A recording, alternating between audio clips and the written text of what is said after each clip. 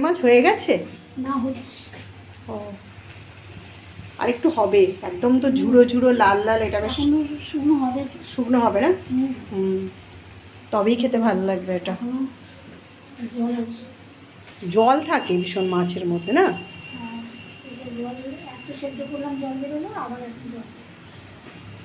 বাদ দিয়ে দিয়েছেন তো? হ্যাঁ, মুখে না পড়লে বেশ ভালো লাগে।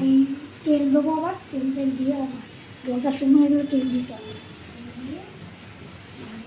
দেখো বন্ধুরা, লোটে মাছটা তো রান্না হচ্ছে, দেখতেই পেলে। খেতে কিন্তু খুব ভালো লাগে, কিন্তু করতে অনেক সময় লাগে।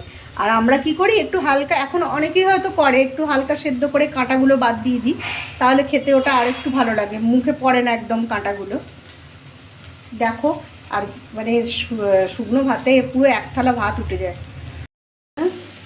আর এটাকে একদম দেখো নেড়ে নেড়ে শুকনো করে একদম মানে ঝরঝরে হয়ে যাবে, তবে এটা রান্নাটা শেষ হবে। বড়তে এটাকে প্রায় নাড়তে হয়। মা ঝালটা কম দিয়েছেন তো? হ্যাঁ, বেশি ঝাল হলে খেতে পারবো না কিন্তু।